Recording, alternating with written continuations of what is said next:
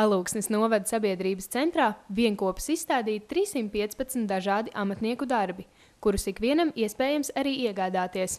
Visi darinājumi ir dāvinājums labdarības tirdziņam. Tā laikā savāktos līdzekļus ziedos novadniekam Kristaram, kuru negaidīti piemeklējusi smaga slimība. Labdarības koordinēšanu uzņēmies Alūksnes un Apas novada fonds. Par Kristaru zēnu Zeltiņos, kuram ir asins vēzis, vienkārši pagasta ļaudis izstāstīja šādu gadījumu bēdīgu.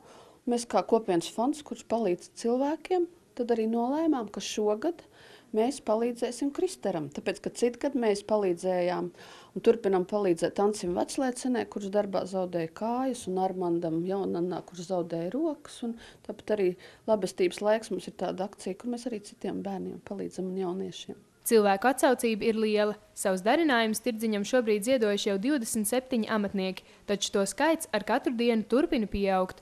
Solvita un Ingrīda labdarībai dāvinājuši savus adījumus. Viņas ir patiesi priecīgas, ka ar savu darbu ir spējušas kādam palīdzēt. Ir jāpalīdz, kas ir nonācis grūtībās, nelēmē, un dāvināt. Man liekas, mūsu gados tas ir labākais, ko vien tu vari izdarīt. Nevis saņemt dāvanas, bet dāvināt ar savu darbu, ar saviem adījumiem, kurš var ar naudu.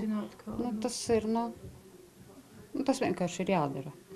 Es domāju, ka mums dzīvē ir pa daudz, visa tāda drūma, vajag kaut ko mainīt visās uztverē, ka parunā citreiz ar cilvēkiem. Citiem tā attieksme tāda, man liekas, to vajadzētu mainīt.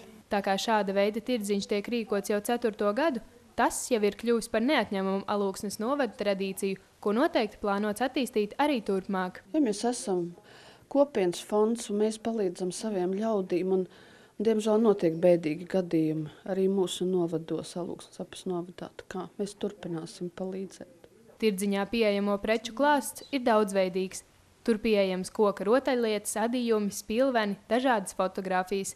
Apmeklētāji atzīst, ka šādi iespējams nevien palīdzēt Kristaram, bet iegādājoties amatnieku darinājumus, iepriecināt arī savus tuviniekus. Man liekas, ka tas motivē cilvēkus vēl vairāk nākt uz šajieni un iepirkt tās lietas, jo tam ir kaut kāda pievienotā vērtība palīdzēt kādam cilvēkam. Labdarības tirdziņš darbosies vēl līdz 20. decembrim, taču neizpārdotās lietas būs iespējams iegādāties arī pēc tam.